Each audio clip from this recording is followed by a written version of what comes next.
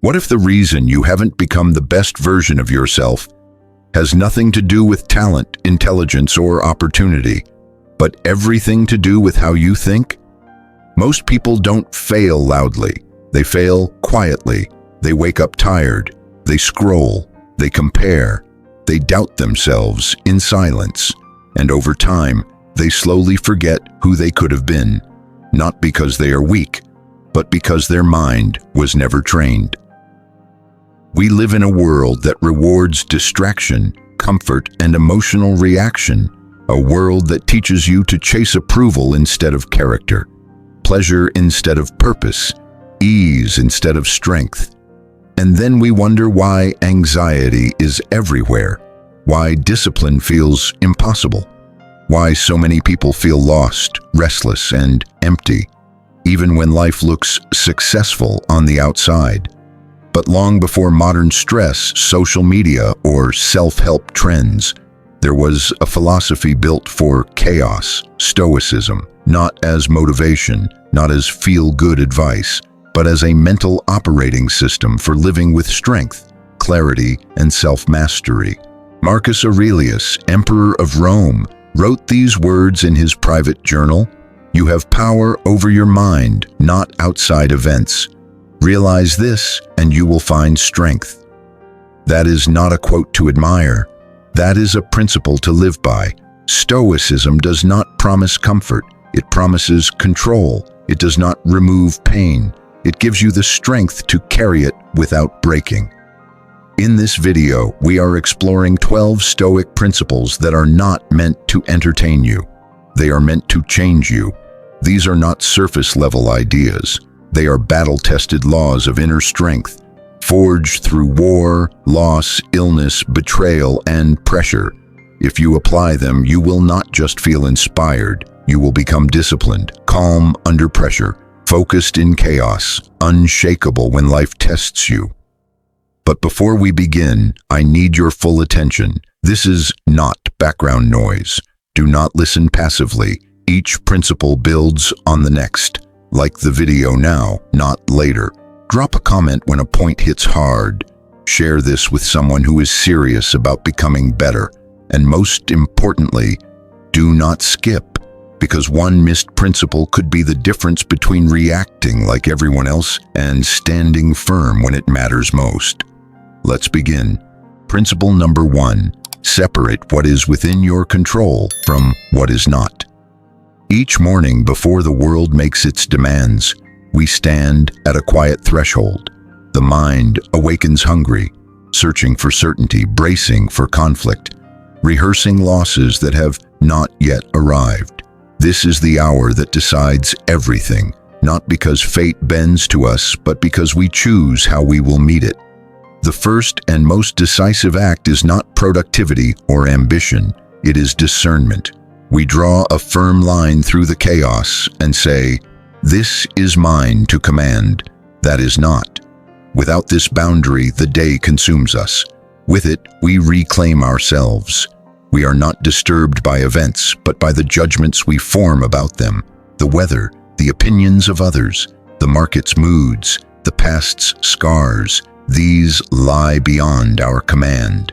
Our thoughts, intentions, values, and responses do not. To confuse the two is to live as a servant to chance. To separate them is to become sovereign. Each morning we rehearse this separation deliberately, like a ritual sharpening of the mind. We remind ourselves that peace is not found by controlling the world, but by governing our inner court with precision. This distinction is not cold detachment, it is clarity. When we try to command what was never ours, other people's feelings, outcomes we cannot guarantee, we leak our strength into anxiety and resentment. Anger flares because reality refuses to obey us. Fear grows because tomorrow remains unowned. But when we narrow our focus to what is truly ours, destructive emotions lose their fuel. They starve. What remains is a calm intensity, the readiness to act well regardless of what unfolds. Consider how much of our suffering is self-inflicted. We wake already burdened by imagined slights, future failures, and borrowed fears.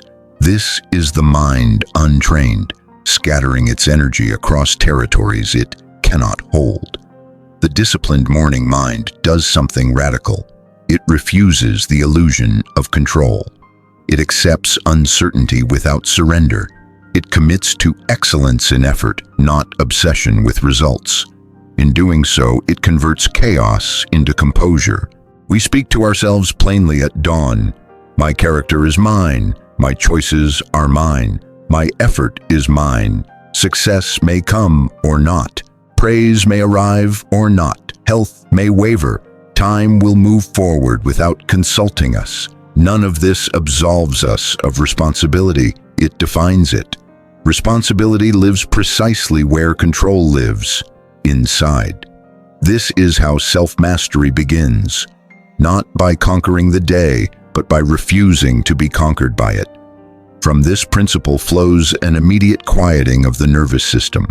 When the mind stops wrestling the uncontrollable, it finds space to breathe. Anger softens into resolve. Envy dissolves into focus. Regret loosens its grip when we stop demanding the past to be different. We do not deny emotion. We discipline it. We do not numb feeling. We educate it. The inner world becomes ordered, and order breeds strength. Morning after morning, we practice this separation until it becomes instinct. A harsh word comes our way. We own our response, not the insult. A plan collapses. We own our adaptability, not the collapse. Fortune smiles. We own our gratitude, not the praise. Fortune turns. We own our dignity, not the loss. In every case, the question is the same. What part of this belongs to me? And we act only there. This principle creates a profound shift in identity. We stop seeing ourselves as victims of circumstance and start seeing ourselves as stewards of conduct. Power is redefined. It is no longer loud or coercive. It is quiet, durable, and internal. When the storms arrive, and they will, we are no longer surprised by their force. We are prepared by our restraint. The best version of ourselves is not reactive, it is responsive. To live this way requires courage. It is easier to blame, to complain, to demand guarantees from an uncertain world. But courage is choosing the harder clarity. It is standing unshielded before reality and saying, I will not outsource my peace. This choice, repeated daily, reshapes the soul. We become less brittle, more resilient, less anxious, more deliberate. The inner world steadies, and from that steadiness, right action flows. So we begin here every morning without exception. We separate what is within our control from what is not. We invest our energy only where it can bear fruit. This single discipline sets the tone for everything that follows. It is the foundation upon which self-discipline stands, the gate through which emotional mastery enters. Master this, and the rest becomes possible. Fail here, and no amount of effort will save us. Today, we choose mastery, quietly, firmly, together. Principle number 2. Begin each day by governing your inner dialogue. Before we speak to anyone else, before the world places its first demand upon us, a voice has already been talking. It spoke in the darkness before waking. It whispered judgments, fears, expectations. This voice, unchecked, sets the emotional climate of the entire day. And so the second principle is ruthless in its simplicity. We must take command of our inner dialogue, not later, not after damage is done, but at the very start, when the mind is most malleable and most honest.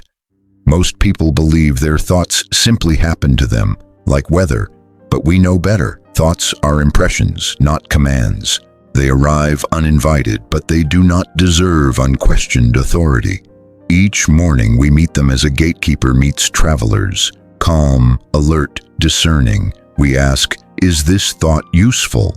Is it true? Does it strengthen or weaken my character?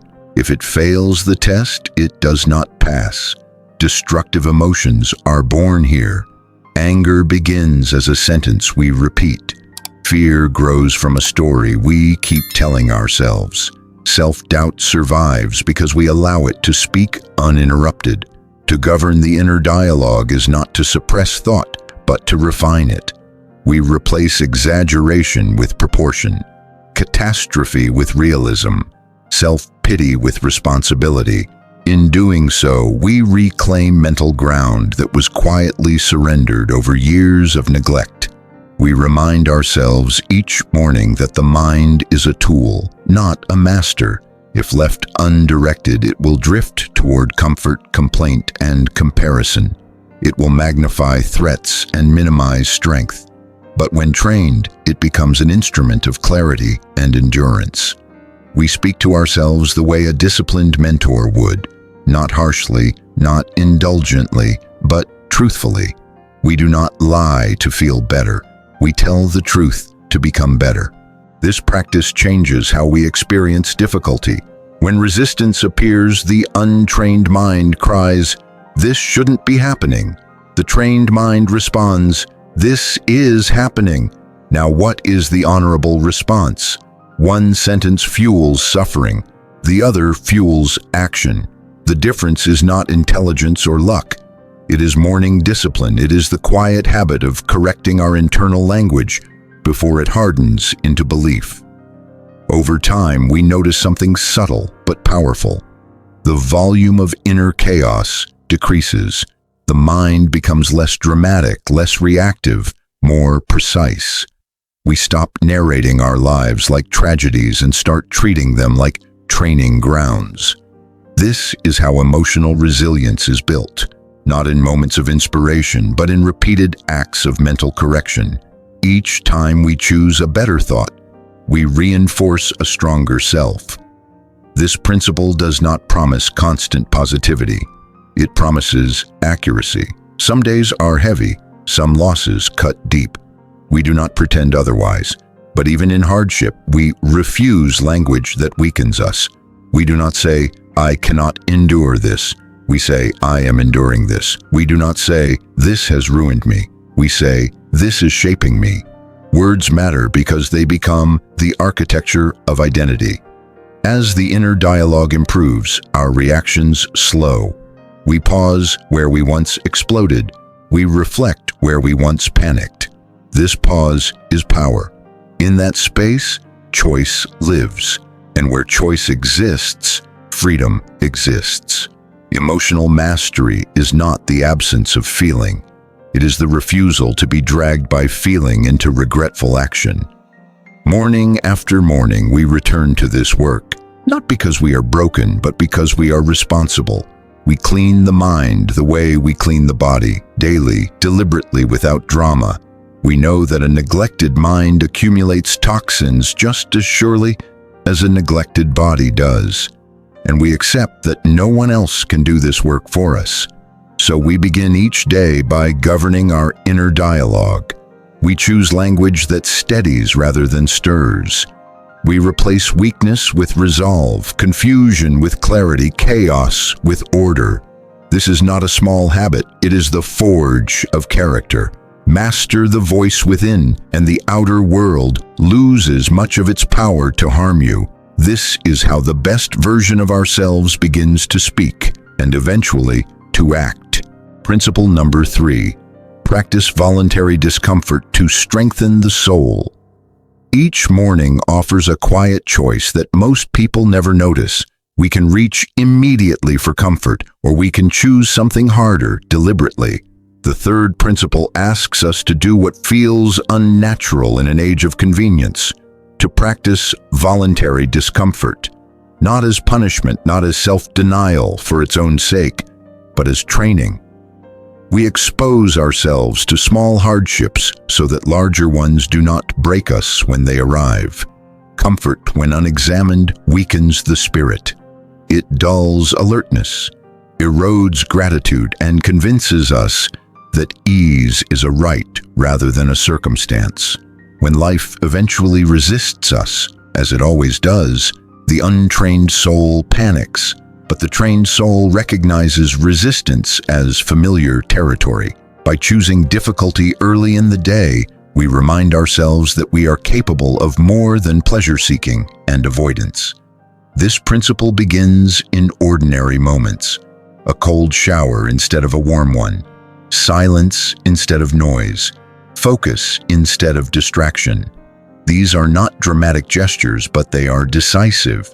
Each act whispers to the mind, "You are not in charge here, I am." Over time, that whisper becomes a voice of authority. The body learns obedience, the mind learns endurance.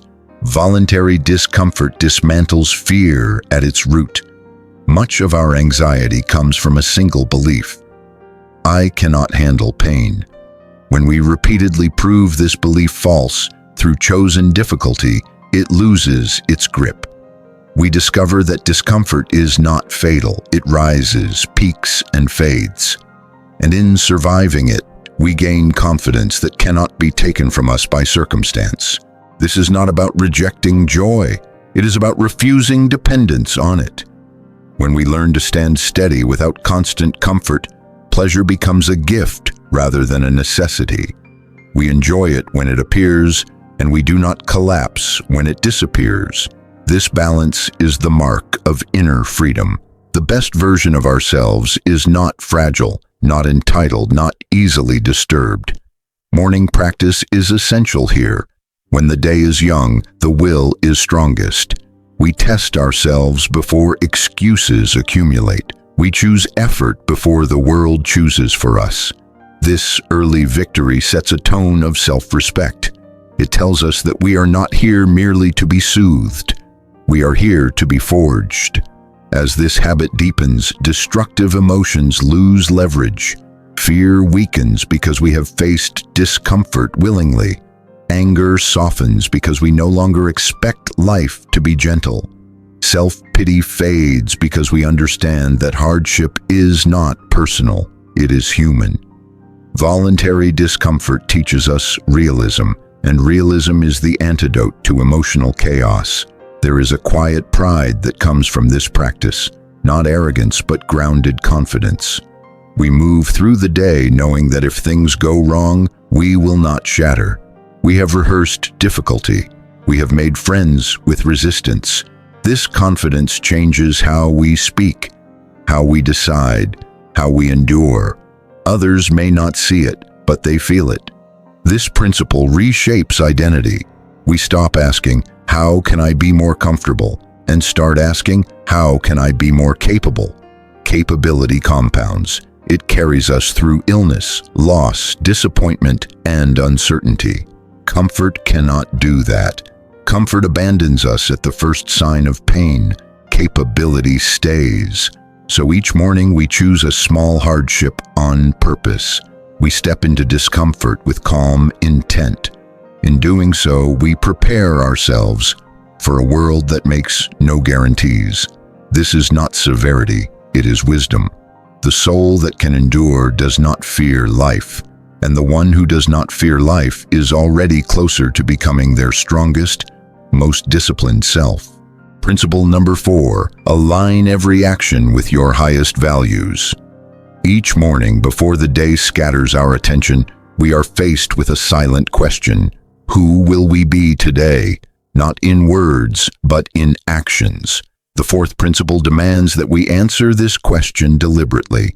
It calls us to align every action, small or large, with our highest values. Without this alignment, life becomes fragmented. With it, even ordinary moments acquire weight and meaning. Values are not slogans we repeat when convenient. They are standards we obey when it costs us something. To live well is not to feel virtuous, but to act with integrity when no one is watching and when shortcuts tempt us. Each morning we remind ourselves of what we stand for, not to inflate the ego, but to anchor behavior. When values are clear, decisions simplify, confusion fades, regret loses its future foothold. Much emotional turmoil comes from self-betrayal. We know what is right, yet we choose what is easy. The result is not peace, but inner fracture. Guilt, shame, and resentment follow, not because the world judges us, but because we have judged ourselves. This principle heals that fracture. It restores inner unity by making conduct match conviction. Alignment requires vigilance. The day will offer countless invitations to compromise. Small lies, quiet avoidance, convenient silence. None seem significant in isolation, but together they erode character. We begin to distrust ourselves. But when we act in accordance with our values, even under pressure, we build something far more durable than reputation: self-respect. This discipline also transforms how we experience adversity. When outcomes disappoint us, we can endure them without bitterness if we know we acted rightly. Failure stings less when integrity remains intact. Success tastes hollow when it is purchased at the cost of principle. The trained mind understands this distinction and chooses accordingly. Morning reflection is the forge of this habit. Before action begins, we clarify our compass. We ask, what does courage look like today? What does fairness demand? Where must I show restraint? These questions do not weaken resolve, they strengthen it. They prepare us to act decisively when the moment arrives. As this principle settles into daily life, destructive emotions lose their confusion. Anxiety fades because we are no longer torn between who we are and who we pretend to be. Anger softens because we stop resenting others for choices we failed to make ourselves. Calm replaces chaos, not because life is easier, but because the inner world is no longer divided. This alignment produces a quiet authority. We move through the world without the need to explain or justify ourselves excessively. Our actions speak. When challenged, we do not panic. We consult our values and respond. This consistency becomes a shield against manipulation and regret. Over time, values lived become character embodied. The best version of ourselves is not built through sudden transformation, but through thousands of aligned actions repeated patiently. Each one is a vote for the person we are becoming. Each one strengthens the inner structure that no external force can dismantle. So we begin each day with alignment. We choose to live as one whole person, not a collection of contradictions. We act in ways that allow us to meet our own gaze without discomfort. This is not moral vanity, it is emotional hygiene. When our actions honor our values, the mind rests easier, the heart steadies, and self-mastery moves from theory into lived reality. Principle number 5. Accept reality fully, then act with precision. Each morning, reality stands before us exactly as it is, unmoved by our wishes, untouched by our preferences. The 5th principle asks for a discipline that is deceptively difficult. Total acceptance without resignation, not approval, not passivity, acceptance. We look at circumstances clearly without complaint or fantasy and say, this is what I am working with. From that clarity, effective action becomes possible. Most suffering is not caused by reality itself, but by our refusal to accept it. We argue with what has already happened. We replay events, demand different outcomes, and exhaust ourselves resisting facts that will not change. This resistance breeds anger, bitterness, and helplessness. Acceptance cuts through that waste. It ends the inner war so that strength can be redirected toward purposeful response. To accept reality is not weakness. It is intelligence. A mind at odds with reality cannot act wisely. Only when we see the terrain accurately can we navigate it well. Each morning we train ourselves to drop the phrase, "This shouldn't be happening." We replace it with a harder, steadier question. Given that this is happening, what is the best response available to me now? This principle is essential for emotional control. Anger often comes from unmet expectations. Fear grows when we deny uncertainty. Grief deepens when we resist loss instead of integrating it. Acceptance does not erase pain, but it prevents pain from mutating into poison. It allows emotions to move through us without ruling us. We practice this acceptance early in the day, before small irritations escalate. A delay, a mistake, a difficult conversation ahead. We acknowledge them without dramatization. We do not label the day as ruined before it begins. We simply adjust. This flexibility is strength. Rigidity breaks. Adaptability endures. From acceptance flows precision. When the mind stops fighting reality, it becomes sharper. Decisions improve. Energy returns. We stop wasting effort on denial and invest it in action. This is where quiet excellence lives, not in wishing things were easier, but in responding skillfully to what is. This principle reshapes identity. We stop seeing ourselves as victims of circumstance and start seeing ourselves as participants in a larger order. We cannot command events, but we can command our conduct within them. That realization restores dignity even in hardship. It reminds us that our worth is not determined by outcomes, but by how we meet them. As acceptance deepens, emotional storms lose intensity. We become harder to provoke, not because we are numb, but because we are grounded. When something goes wrong, we feel it, then we move. No prolonged outrage, no lingering self-pity, just forward motion guided by reason. Morning by morning, this discipline compounds. We grow calmer under pressure, clearer in chaos. Others may interpret this as detachment, but it is not distance. It is presence. We are fully engaged with reality, precisely because we are no longer fighting it. So we accept reality fully, exactly as it is, without embellishment or resistance. Then we act with precision, dignity, and resolve. This is how we reclaim power in an uncontrollable world. Acceptance steadies the mind. Right action follows naturally. And from that union, the strongest version of ourselves continues to emerge. Principle number 6. Choose response over reaction, always. Every morning before the first challenge appears, we remind ourselves of a simple truth that governs the entire day.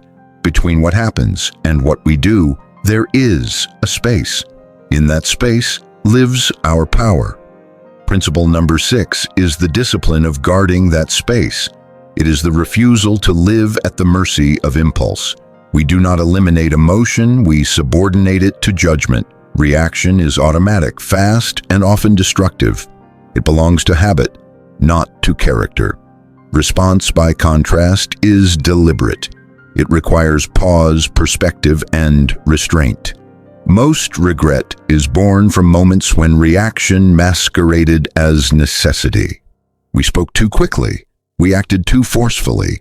We defended the ego instead of preserving dignity. This principle exists to end that cycle. Each morning we rehearse restraint before it is required. We imagine irritation, insult, delay, disrespect, not to dwell on them, but to prepare our conduct. We tell ourselves in advance, when provoked today, I will pause, I will breathe, I will choose. This premeditation is not pessimism, it is preparedness. Destructive emotions thrive on speed. Anger wants immediacy, fear demands urgency, desire insists on now. The pause disarms them. A few seconds of stillness is often enough to prevent hours or years of regret. In choosing response over reaction, we reclaim authorship of our behavior. This discipline transforms how we experience conflict. When others lash out, we no longer feel compelled to mirror them. We recognize agitation as their burden, not ours. This does not make us passive, it makes us precise. We respond only when response serves our values and our long-term character. Morning practice sharpens this skill. We slow the start of the day on purpose. We avoid rushing the mind into frenzy. We ground ourselves in clarity so that when pressure mounts later, we are not already exhausted. A calm morning creates a wider margin for wise action. Over time, the inner tempo changes. We become less reactive, less predictable, harder to manipulate. Others may attempt to provoke us, but they find no easy access. Emotional resilience grows quietly here, in the consistent refusal to surrender control to impulse. This principle also restores self-respect. When we act after reflection, we recognize ourselves in our choices. We can stand behind them without embarrassment. Even when mistakes occur, and they will, we correct them without self-contempt because they were made thoughtfully, not recklessly. Choosing response over reaction is not about perfection, it is about improvement. Each paused moment strengthens the habit. Each resisted impulse builds trust in ourselves. We become someone who can be relied upon by others, and more importantly, by our own conscience. So we commit every morning to this quiet power. We will not be rushed into foolishness. We will not surrender our conduct to emotion. We will respond, not react. In doing so, we protect our dignity, preserve our clarity, and move one step closer to complete mastery over our inner world. Principle number 7, measure success by character, not outcome. Each morning before the day tempts us with applause or threatens us with failure, we recalibrate our definition of success. Principle number 7 is a correction of a dangerous misunderstanding that outcomes determine worth. They do not. Outcomes are unstable, often unfair, and frequently outside our control. Character is not, so we decide, quietly and firmly, to measure success by who we are becoming, not by what the day delivers. When success is tied to outcome, anxiety becomes constant. We live in suspense, waiting for verdicts we cannot influence completely. Praise intoxicates us. Criticism devastates us. This is emotional slavery disguised as ambition. But when success is anchored in character, the mind steadies. We can act fully without being owned by results. This principle does not reject excellence, it refines it. We still pursue goals, still work with intensity, still aim high. The difference is where we place our identity. We judge ourselves by effort, honesty, discipline, and courage, not by applause, profit, or victory. In doing so, we gain a freedom that cannot be taken by failure or inflated by success. Each morning we ask better questions. Not did I win, but did I act with integrity? Not was I admired, but was I fair? Not did it work out, but did I do my part well? These questions keep us grounded when fortune shifts, as it always does. Destructive emotions weaken under this standard. Envy fades because we stop comparing outcomes we do not control. Anger softens because we stop blaming others for results that were never guaranteed. Fear loosens its grip because our worth is no longer hanging on tomorrow's scoreboard. Morning alignment is essential. Before entering competition, conflict, or uncertainty, we set the metric clearly. We decide in advance what will constitute a good day. This prevents the mind from rewriting the rules mid-game, when pressure is highest and temptation loudest. Over time, this principle produces a rare calm. We work hard without desperation. We accept failure without collapse. We succeed without arrogance. Others may be unsettled by this steadiness, mistaking it for detachment. It is not detachment, it is self-possession. Character-based success also strengthens resilience. When setbacks occur, we extract lessons instead of shame. We ask what can be improved rather than who can be blamed. This orientation keeps us moving forward without internal corrosion. This principle reshapes ambition itself. Goals become arenas for practice, not verdicts on identity. Win or lose, we leave the field with dignity intact. And dignity, once internalized, becomes unshakable. So each morning we choose our measure wisely. We commit to being just, disciplined, and courageous, regardless of how the day concludes. In doing so, we secure a form of success that no circumstance can revoke. This is the kind that builds the best version of ourselves, one deliberate action at a time. Principle number 8. Reduce desire to reclaim inner freedom. Each morning before desire begins its quiet negotiations, we remind ourselves of a hard truth. The more we need, the less free we are. Principle number 8 calls us to examine desire, not to eliminate it, but to reduce its tyranny. Desire left unchecked becomes a master that keeps the mind restless, dissatisfied, and perpetually reaching. Freedom begins when we want less, not when we acquire more. Most inner turmoil is fueled by craving, approval, comfort, certainty, pleasure, control. When these are absent, frustration rises. When they are threatened, fear erupts. The disciplined mind learns to distinguish between preference and necessity. We prefer many things. We need very few. Each morning we reinforce this distinction deliberately. Reducing desire does not mean rejecting ambition or progress. It means removing desperation from them. We pursue goals without attaching our peace to their arrival. When desire is moderated, disappointment loses its sting, and success loses its intoxication. Balance replaces excess. This principle is essential for emotional mastery. Anger often emerges when desires are blocked. Envy appears when we covet what others possess. Anxiety grows when we cling to outcomes that cannot be secured. By reducing desire, we starve these emotions at the root. Morning reflection is where this work begins. We look at what we are chasing and ask, is this improving my character or consuming it? We strip away imagined needs until what remains is manageable, realistic, and within our influence. This clarity lightens the mind. As desire contracts, gratitude expands. We notice what is already sufficient. We become less reactive to lack and less dazzled by excess. The mind settles into a state of quiet abundance, not because we have more, but because we demand less. This practice builds resilience. When fortune shifts, we are not shattered because we were never dependent on its favors. We adapt instead of resent. We adjust instead of despair. Desire no longer dictates emotional weather. Reducing desire also sharpens focus. When we are no longer scattered across endless wants, energy concentrates. We invest attention where it matters. We become deliberate instead of distracted. Over time, this principle changes how we move through the world. We stop chasing validation.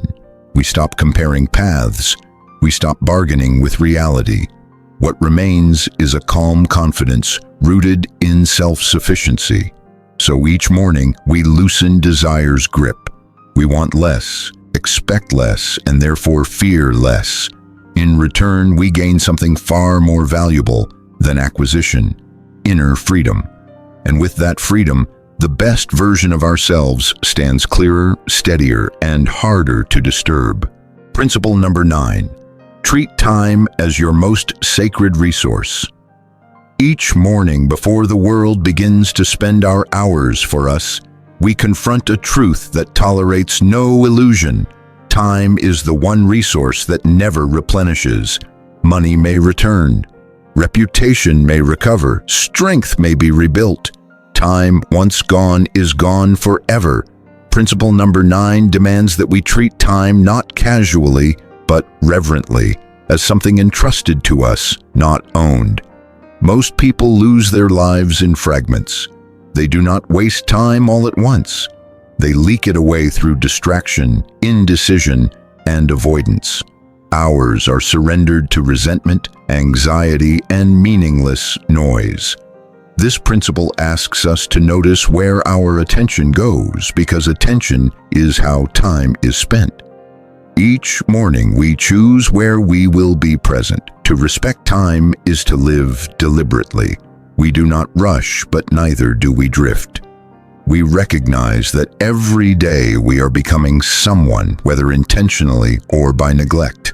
This awareness sharpens choice. We act with purpose, not urgency. We move with direction, not frenzy. Destructive emotions often thrive in wasted time. Rumination fills idle hours. Regret feeds on unexamined days. Fear multiplies when the mind is left unattended.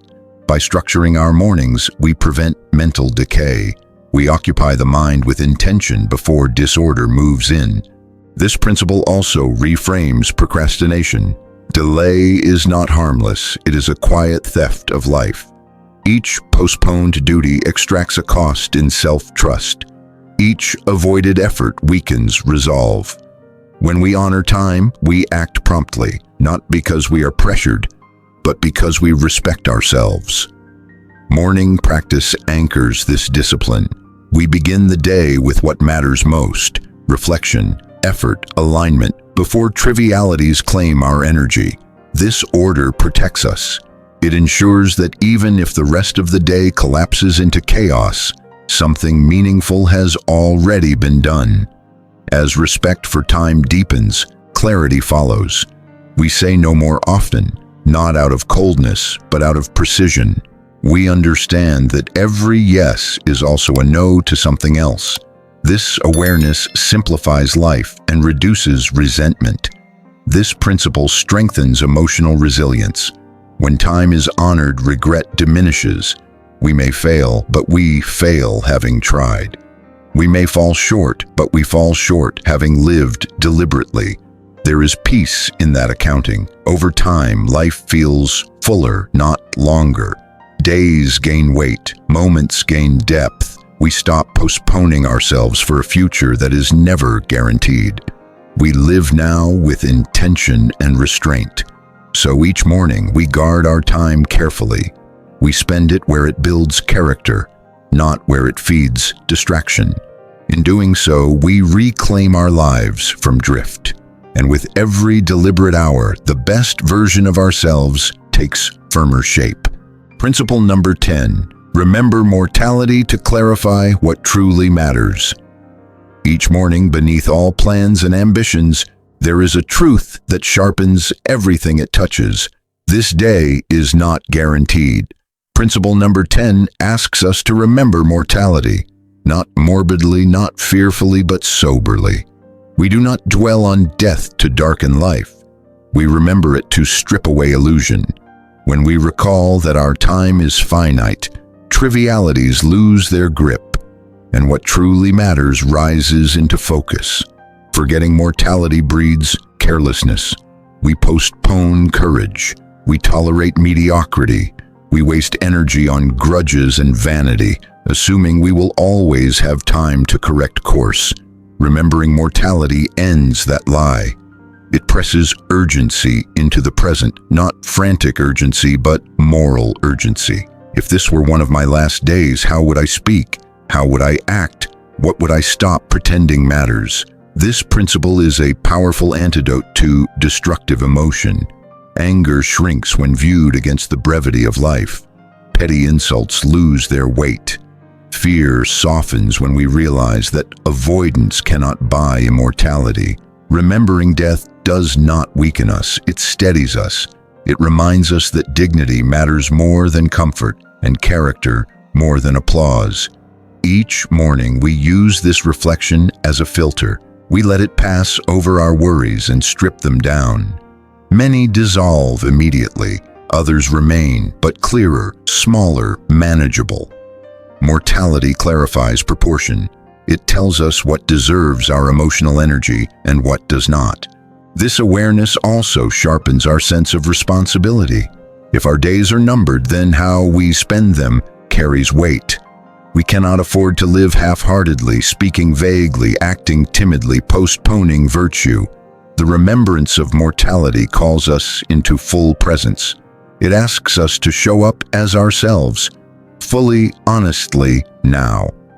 Morning practice is crucial. When we remember finitude before the noise begins, we are less likely to be dragged into pointless conflict later. We choose patience more readily. We forgive faster. We act with more intention because we are no longer pretending time is endless. This principle also dissolves the fear of judgment. When life is seen clearly as brief, other people's opinions lose authority. We stop living for approval that cannot outlast us. We begin living for alignment between thought, word, and deed. Over time, this remembrance brings a calm courage. We become less afraid to do the right thing, even when it costs us. We understand that discomfort is temporary, but regret can echo for years. Mortality teaches us to choose wisely between the two. This is not despair, it is liberation. When we stop pretending we will live forever, we finally begin to live well. We speak with sincerity, we work with purpose, we rest without guilt. Every action becomes a conscious offering rather than a careless habit. So each morning we remember that life is fragile and brief, not to panic but to awaken. This remembrance cuts through noise, fear, and distraction. It calls us back to what matters most, living with virtue, clarity, and courage today. And in answering that call, the best version of ourselves steps forward, unafraid, undelayed, and fully alive. Principle number 11, act for the common good. Without needing recognition, each morning before ambition dresses itself in noble language, we return to a grounding truth. We do not exist in isolation. Principle number 11 calls us to widen the lens, to act not merely for personal gain, but for the common good, without craving recognition. This is one of the hardest disciplines because it asks us to do good quietly, to contribute without applause, to matter without being seen. The hunger for recognition is subtle. It disguises itself as motivation, but often corrodes intention. When praise becomes the fuel, disappointment becomes inevitable. Resentment follows when effort goes unnoticed. This principle severs that dependence. We act well because it is right, not because it will be rewarded. Each morning we remind ourselves that our role is to play our part well, not to control how it is received. Whether our actions are praised, ignored, or misunderstood is not ours to command. What is ours is the integrity of our contribution. This understanding protects us from bitterness and vanity alike. This principle is essential for emotional balance. Much anger comes from feeling unappreciated. Much envy comes from watching others receive credit we believe we deserve. When we release the need for recognition, these emotions weaken. We regain lightness. We move freely. Acting for the common good does not mean self-erasure. It means right proportion. We care for ourselves so we can serve well. We assert boundaries so we can contribute sustainably. True service is not martyrdom. It is disciplined participation in a shared human effort. Morning reflection keeps this intention clean. We ask, where can I be useful today? Where can I contribute without expecting repayment? These questions shift focus away from ego and toward purpose, and purpose steadies the mind more reliably than praise ever could. Over time, this principle reshapes how we experience work, relationships, and conflict. We stop tallying debts. We stop keeping score. We give what is right to give and move on. This simplicity removes enormous psychological weight. There is also a quiet strength that comes from anonymity. When we no longer need to be seen, we become harder to manipulate. Flattery loses power, insults lose force. Our actions are guided by conscience, not by audience reaction. This discipline builds a deeper confidence, one rooted in contribution rather than comparison. We know we are useful, we know we are aligned, and that knowledge does not require external confirmation. So each morning, we commit to acting for the common good, quietly and deliberately. We do what must be done and release the rest. In doing so, we free ourselves from the exhausting need to be validated and move closer to a form of strength that is generous, grounded, and unshakable. Principle number 12. Commit to lifelong self-examination and renewal. Each morning before we measure the world, we turn the lens inward. Principle number 12 is the discipline that binds all others together.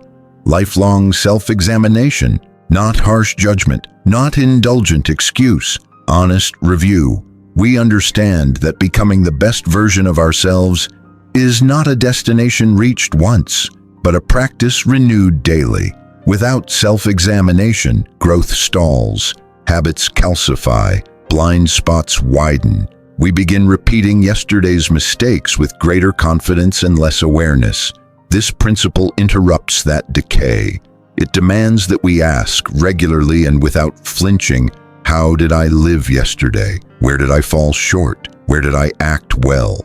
These questions are not meant to wound the ego, but to educate it. Destructive emotions thrive in unexamined lives. Guilt festers when mistakes are ignored. Arrogance grows when strengths are never questioned. Anxiety multiplies when patterns go unnamed. Self-examination brings order. It turns vague discomfort into specific insight, and insight into improvement. Morning reflection sets intention. Evening reflection seals accountability. We review our actions not to punish ourselves, but to refine ourselves. We note moments of restraint and moments of weakness. We learn, we adjust. This rhythm creates momentum without self-contempt. This principle also guards against stagnation. The mind resists change once it becomes comfortable. Self-examination keeps us honest about that comfort. It asks whether ease has replaced excellence, whether routine has replaced purpose. In answering, we renew commitment to growth. There is humility in this practice and strength. To examine oneself regularly is to accept that we are always in progress. We release the fantasy of arrival. We stop defending the ego and start developing the character. This humility makes us teachable, adaptable, alive. Over time, self-examination sharpens intuition. We begin to notice patterns quickly, irritation before anger, avoidance before regret. Correction becomes faster, lighter. The inner world stays clean because it is cleaned often. This discipline also restores trust in ourselves. When we know we will review our conduct honestly, we act with greater care. We are less likely to betray our values because we know we will have to face ourselves later. Accountability becomes internal, not enforced. Lifelong renewal is not dramatic. It is quiet, consistent, patient. Small adjustments made daily reshape destiny more reliably than sudden resolutions ever could. This is how character is built, incrementally, deliberately, without spectacle. So we end each day and begin each morning with reflection. We commit to lifelong self-examination and renewal. In doing so, we ensure that growth never stops, discipline never softens, and clarity never fades. This final principle does not close the path, it keeps it open. Dear viewers, the best version of yourself is not a mood you wake up with. It is a standard you practice daily. Stoicism doesn't ask you to feel strong. It trains you to live strong through discipline, self-control, and repeated right choices, especially when no one is watching. Your progress will not always be loud, but if you stay consistent, your character will become undeniable. Now take a moment and reflect. Which principle stood out to you the most today, and how will you apply it in your life this week? Drop it in the comments. I'll be in the comment section reading your thoughts, and I'll respond. In a few days, I'll release another focused, practical Stoic lesson to help you keep building self-mastery. Subscribe and turn on notifications so you don't miss the next teaching. If this helped you, support the channel by liking the video and sharing it with someone who is serious about self-discipline. Thank you sincerely for your time, your attention, and your commitment to becoming a stronger, more disciplined version of yourself.